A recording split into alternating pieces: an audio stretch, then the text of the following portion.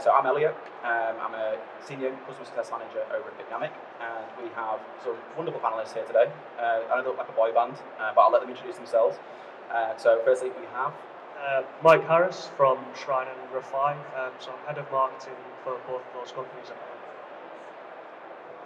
I'm Max Wright from Medisave UK. We sell medical goods.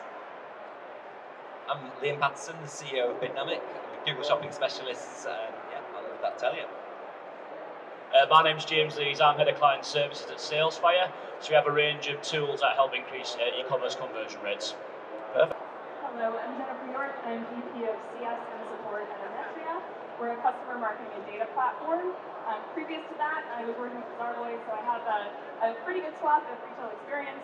But at Emetria, we work with over 200 brands, the likes of Maid, Hotel Chocolat, Steve Madden, etc. So I'm happy to talk about the experience of seeing what's happened over the last 2 years with those brands. So first, just to sort of kick off, what have been a key change in your business process in terms of adapting to sort of the escalation that's happened over the sort of the last 2 years?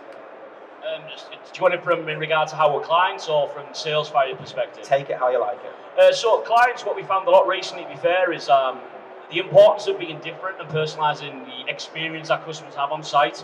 I think a lot of retailers can be quite, I think lazy is the wrong word, but I'll use it anyway in regards to I'll shot a product on there, I'll shot some ads and suddenly people will buy it. But if you want to increase your average order value, that lifetime customer, things like that, you have to be different, you have to personalise that experience. And if you don't, that customer will probably go elsewhere. The online consumer can be quite fickle. They will generally go price. It's the most important factor for a lot of them. But if you can do a lot to personalise that experience, keep them engaged with your brand, that's what keeps that customer with you a long time. And we found that a lot recently. Those are the ones that during this strange and unique 18 months that we've had have really had a successful time.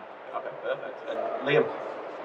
Yes, I think across the over 200 clients, I think we've seen this huge wave of growth in e-commerce where really just having the product was enough to get a lot of sales. And then in the last, say, 6 months, we've seen a shift. And actually media budgets have gone up. There's hundreds, if not thousands, of new e-commerce stores that have been born, maybe on platforms like Shopify and Magento and other platforms where they've been able to quickly move into e-commerce and get online, get acquisition, get customers. But now what we've found is that as people can now go on holiday, they can go to events, they can go on, do other activities other than buying online, that the competition is still there, but the volume has come down. And that's really created a gap which is starting to get really, really difficult for a lot of online retailers.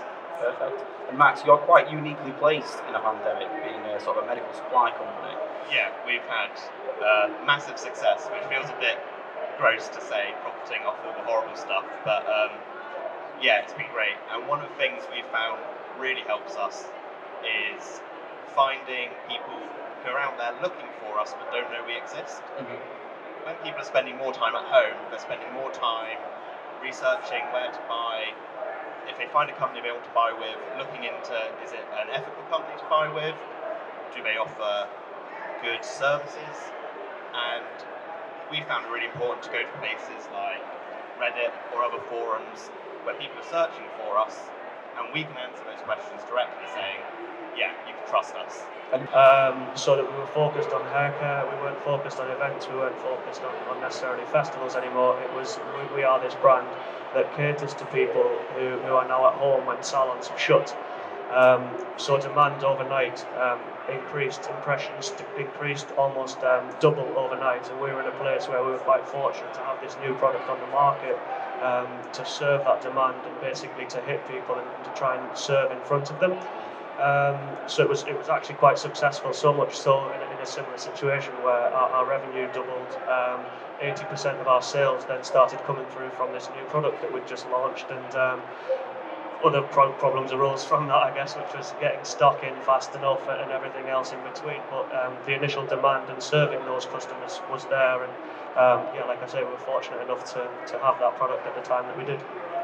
So, from a vendor standpoint, I think it sort of breaks down into two avenues. There's the high street brands, if you can imagine, the ones that had more of a focus on that in-person experience, and they had digital, but it wasn't necessarily a major focus.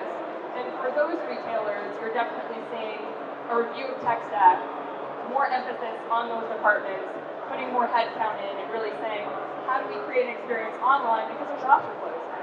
And over that period of time, we're also seeing shopper behavior change because those individuals that used to just go in the shop are now doing some of their browsing online even before they're taking that experience. And so they need to go through all the foundational elements to say, well, how do we deliver an experience online as we do in stores? So that's sort of one avenue. And then the other avenue is brands like yours that were already online. And for a number of them, what I've seen over the past few years has been going from more of a channel-specific experience to aligning around the customer and figuring out how they can do that coherent journey. And so they're re-architecting their teams to allow that to happen. They're also ensuring that their tech stack allows orchestration across all of those different avenues so that you can have that single customer view and think about it from the person versus email or push or SMS. So those are the two major themes that I've seen over the last 2 years. Fantastic. And in terms of customers that are coming through, so you mentioned there that your revenue doubled as a result. Is that from returning customers, or is that a large portion attributed to new customers coming through? Because being heard in this sort of environment that we're in at the minute, there's been a lot of retailers have popped up out of nowhere, so bedroom businesses as they're called, but they've escalated their growth rapidly. So how has that sort of impacted how you're approaching? Is there any particular channels that you're focusing on to beat competition?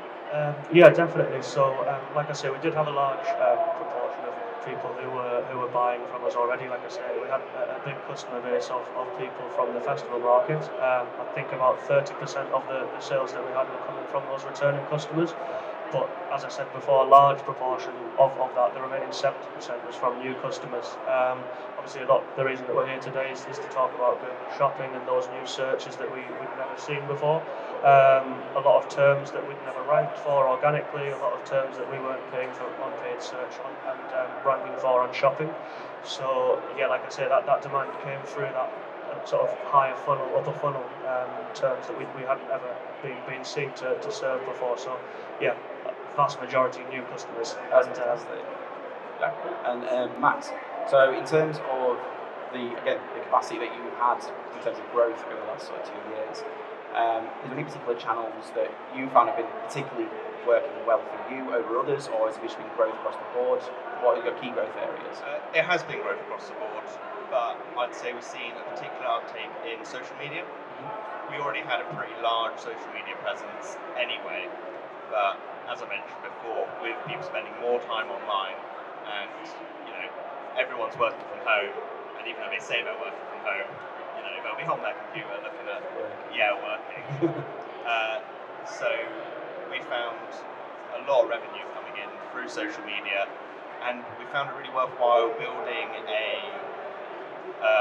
personality on social media, just sharing memes, stuff like that. We did a tier list the other day on the best kind of biscuit. It's totally unrelated, but a massive increase in interaction rate. They need to be at the top. Bobbins need to be there. Biscoff. Yeah, absolutely. Cool. And Liam, in terms of sort of the granular approach in terms of data, because you're very data driven, AOV, LTV, so lifetime value, how are you taking a different tact towards redefining your goals within those sort of metrics? Yeah, great question. So I think, as we kind of touched on this, e-commerce has got more competitive, it's more difficult, there's more retailers, and retailers need to be more sophisticated. So as we're getting all this wave of competition, we need to find how can we stand out. So that can be finding the right channel to grow through, which has the lowest cost of getting that customer. That could be Amazon for your business, it could be Facebook, social, it could be paid search, so Google Shopping, obviously being a major one there. And then it's about really what data can you feed in to be smarter, because you know your business better than anyone else. So we've got the majority of our clients are using their cost of goods sold, so they're able to understand when they're advertising a product which is high margin, where they've got 80% margin, and also those when they've only got 10% margin, so they can't afford to pay the same to sell each product. So it's about really getting granular. We've also heard the value there from yourself around the search terms. So being able to understand what are people actually typing in when they're going to Google to find your products, super valuable, because then you can zero in, increase your visibility on high return on investment search terms, which are maybe more detailed, maybe they're including brands, model numbers, sizes, maybe they're using search terms you just never even consider they would search for. and that can be really useful to then build out SEO content, maybe do some interesting social polls around biscuits, who knows. So yeah, I'd say using your own data and making sure you're putting it to work for the business. Anything to add to that? Yeah, first of all, custard creams. Best biscuit for me on that one. But for me, it's so Liam's touched in regards to sophistication and what's happening pre-click on your website. I kind of know really that sophistication on site as well. Every e-commerce retailer should have a search bar. How's that search bar converting for yourself? What keywords are getting searched on there, and are they converting? If not converting, can you optimize your product feed to appeal for these kinds of searches? For example, Salesforce, we have a search solution. That's what a lot of our clients have been working hard towards. So as you might have, let's say you're selling furniture. People are typing in coffee tables. You might not be converting. The coffee tables you're showing, based on your product feed, might not be right. Maybe you need a promo unit to say, no, this is why you should buy our coffee table, something along them lines. Again, people might be dropping off your website on a certain page, certain category page. Why is that? Analyze that data. You've worked hard, you've paid money to get someone to click on your website. Work even harder to keep them on to convert. If you don't, you're going to be losing that. You're wasting money. Simple as that. Has there been any surprising takeaways that you found in terms of speaking with those type of retailers over the last sort of 18 months? It hasn't been surprising, no, because the ones who work harder in regards to analysing that data, the ones that have been more successful and keeping customers for a long time. The ones that will rely on just what's happening, paying for traffic, yeah, they're making money. A lot of people have, like you said, there's been a lot of startups, bedroom businesses coming up over this last year. But I think that they'll eventually hit a ceiling where, okay, I need to work a little bit smarter here. I need to look at this data more wisely and to make that convert better. Like you say, you're going to plow thousands of pounds into Google Shopping. If that's not going to convert to what you need, post-click, you're going to be wasting money at the end of the day. Yeah. And in terms of sort of that on-site optimization, so a huge portion of that is looking at sort of how you can increase not only your customer base, but also how large that initial purchase is. So in terms, can you speak a little bit about sort of average order value and how you've taken your steps towards that? Yeah, so from a sales fight perspective, we've worked very hard with a lot of our clients in regards to what's important to you. Is it conversion rate? Is it average order value? So average order value is one of the most important metrics. And last year we launched something called Trend Desk, and someone here might use it. It's a free tool anyway, but it gives you benchmarking data based on your industry, and you can actually see if your average order value is keeping up with people in your industry. And if it isn't, it's something to really analyse and look more towards how can I increase my basket value? Is it making my on-site experience more personalised? How am I cross-selling, upselling more products on there? Are people adding to basket and leaving? Them kind of situations. It's a very, very important metric. But again, it's the retailers that have worked smart with that data that have really seen the success of it. It's all well and good getting the data, but you've got to action something on it as well. You've got to understand how to action that. And speak to people who know this information. It will pay a benefit for them. Yeah. So Liam, anything to add? Yeah, I suppose also taking the data right from the top of the funnel. So looking at, okay, maybe the average order value's dropped that week, that day. Why is that? What can we find out about it? We've not changed anything. It's the same. We're using the same best tools and best-in-class tools like Salesforce on the platform. The site speed's good. What's changed? The marketing spend's the same. But being able to look at the search terms is so valuable, because you might say, okay, a huge volume of search has come through on lower value items. Or what we actually sometimes see is products which are kind of gateway products, but people are actually discounting. So people are clicking on £2,000 beautiful set of curtains, but leaving with a $200 set of curtains. So again, it's not only that we're getting the clicks on the high value products, but it might actually be driving down the basket value. Or the reverse, we work with a golf retailer who sell really low value golf balls as part of their website inventory, but actually people click on them and add many, many items, a ping jumper, a golf set, and actually check out for over $300. So again, looking at not only what items we're getting clicks on, what actually average order value is coming from that, and also what search terms, because if people are putting in discounted golf clubs, discounted, cheap X, that's going to lead to that type of customer who's very, very price driven. Equally, if people are typing in more model numbers, more detailed terms, they're already at that point to buy. So that might be why they're adding and growing your average order value, growing your conversion rate. So again, looking at what items are getting clicks, what items are going through in the basket, and also looking at the search term data as well can really help to solve that. Perfect.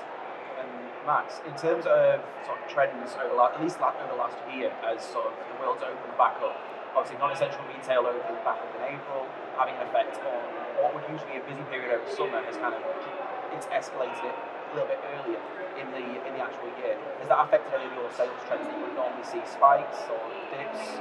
Well, we're actually quite lucky that this time of year, or well, September more so, we have loads and loads of students buying with us because we've got young doctors, stuff like that, buying with us. We find it really important to create a relationship with those people, just because someone who's a student doctor now will be a future doctor, hopefully, and will be spending a lot more money with us. So yeah, that's been... So it's been staying pretty stalwart for you. Yeah, so just using the data to understand how people use our site. We've been using heat maps a lot to see where they're going, what they're looking at, and using that information to, as I say, create relationships with customers, make it feel like they're having a unique experience on our site. Fair enough. And Mike? So again, coming out of lockdown, I think what it allowed us to do when I said the search demand doubled was getting a lot of that data. So it was very rich data then when we came out of it, so we knew which terms worked and which terms didn't work. So we were getting cheaper clicks, I guess, on terms that we know would convert. So actually, as a business now that we've come out, we were exclusive with Boots with some of our sort of B2B sales. We've since launched into ASOS, look fantastic, and lots of other online retailers who are obviously competing with us in all of this in the same space that we are now. But the difference, I guess, that we've got is when we were solely direct to consumer on our online store and we had that rich data and 18 months of data, it's almost allowed us to hold our own. We've built our customer base. And we're also converting on those same terms that we have built over that time period. So I guess the short answer there is no. I guess we haven't seen a huge impact. We're definitely seeing less sales, I guess, just as a result of everywhere else opening up. But it's an additional revenue stream rather than necessarily being a huge impact to us. And what would be your one key takeaway if you could speak to yourself from 2 years ago in terms of e-commerce growth strategies? Yeah. Like, what would be the one thing you wish you knew back then? I'd say personalise the experience. It wasn't such a big thing 2 years ago, but the competition just rocketed like that. Demand rocketed alongside it, but yeah, it's personalising the experience and making sure that as a brand and as an experience, you are personalising that to the person that's there. Such as back to the same regards to the content you're putting on social media. Have a personality. I know it's business at the end of the day, but have a bit of personality what you're saying. Because as the age old saying, people buy from people. Your brand is led by people. Have that personality on there. Fair enough. And Liam? Yeah, I think it's data. Like, be data obsessed. Make sure you're capturing it, or you're working with partners that are giving you that data. You're not losing it. You're not handing it over to providers where you can't access that data. It's your data. Make sure you're absolutely capturing it all. Make sure you've got a partner or in-house team who can really interrogate that data to really understand the story the data is telling you. And then finally, make sure you've got a partner or in-house team where you can action that data as well. So you're collecting, interrogating, and actioning as well. I think they're the absolute key to it, because it's like an arms race. Every retailer is getting smarter and smarter. The competition is getting smarter and smarter. There's so much money flowing into e-commerce as a sector, both from consumers but also from venture funds, and that's really, really heating the market up. And you need to be as smart as you can be and use that data to do that. Just to sort of edge on that a little bit more, is what's the most efficient way of collecting that data? Because obviously there's everyone here. Actually, just a show of hands, how many retailers are in the audience? And software providers? Cool. So what would you say would be the most efficient way of collecting that data? Because it can be quite laborious if you're doing it in like a manual, it can take a lot of time. So what would be the most efficient way of doing it? Yeah, I think it's going to be different for every single channel, but I can certainly speak to Google AdWords and Google Shopping. So make sure that you're running on a campaign type which is giving you the access to the keywords, performance, and is grouped in a granular way. So what we mean by that is don't have all of your products in one big group, because then you can't. That's as far as you can go down to is all of the t-shirts, for example. rather than being able to go more granular and see which of those t-shirts is showing up, how often, how much am I spending, and also make sure you're collecting the search terms. So that means you've got to be running on a target ROAS or a manual campaign, not on smart shopping. So if you're on smart shopping, you're getting a lot less visibility of your data, and you're losing all of your search term data. So it's absolutely key that if you're data driven, if you're data obsessed, we've heard a lot about the importance of keywords and search terms and data. Make sure that you're avoiding smart shopping and using target ROAS, manual campaigns, or AI automation providers like ourselves as well. And that's your secret to success, let's call it, for if you could tell yourself sort of 2 years ago. Well, I think Liam might be a mind reader. He said exactly what I was going to say. Just data is so important. I've worked for companies where they just don't seem to care at all. They say, hooray, we've got the sale and we're done. And there's so much rich information in there that you can learn from. It's absolutely vital. Cool. And Mike? Yeah, so I guess obviously to reiterate that data is super important, and coming back to the personalisation and conversion from that ultimately is very important. But I think what's been really important for us as a socially first or social native brand is generating that demand and actually driving those searches, driving the sales, and actually building that brand. So coming back to sort of our spend versus our return, the tiny proportion of our spend versus the return is coming on our brand search terms. So we're still covered, we're still ranking for those terms, and that comes from all of the other acquisition channels that we've got out there. So everything complements what we're doing, and this is mopping everything up, and we're looking at the data and we're reconverting and we're looking at everything post-visit, I guess, after that first initial demand is driven, and then complementing that is with the other 80% of our spend is finding new keywords, new terms, new avenues to drive additional revenue, which isn't necessarily a brand search term, but is going to be profitable as a business and drive new customers to the site. So it's that brand defensibility. You have that within the data, obviously, with the search terms that you're being put through. Exactly that, yeah. And when we're in these retailers as well, obviously we want to be, we're defending our own brand, because obviously we prefer them to buy on our site. So yeah, a brand defence on almost our own products, as well as competing brands who stock the same product as us. Obviously, naturally, we don't want them buying with the intents for ourselves. Okay, perfect. Definitely seen a shift to look at the whole stack as opposed to just email or just SMS, just push. I think if you go back 2 or 3 years, it was sort of like email, and then there was PPC, and maybe Facebook, and that was kind of it. Whereas now they're actually looking at the mix, almost like back in the 60s when you're like, TV and print ads and all that kind of stuff. So to really drive everything home, it's looking at what is the end result and ensuring that you're being very clear at the outset as to what metrics you're really trying to drive, which again sounds like common sense, but the biggest challenge that I see is retailers that sort of say, we want to grow revenue, and they have no sort of idea as to what metrics have led to the current revenue and which ones they need to tweak in order to get an increase on the, for example, average order value that they're trying to drive, or if they're trying to drive lifetime value. I'm going to tangent one sec just because there was something really good that you said about communicating with your customers. For anyone that is a retailer and has a website, please do check your terms of service to ensure that you have the capacity to market to individuals across all of the various channels that you have. I know many marketing teams that have been excited about doing some sort of strategy on a new channel and haven't had the capacity to, because their terms of service have been terms of service of the past. So get ahead of that and give yourself the capacity to be able to do whatever you want. So go and talk to your GC. It'll save you a lot of stress later on.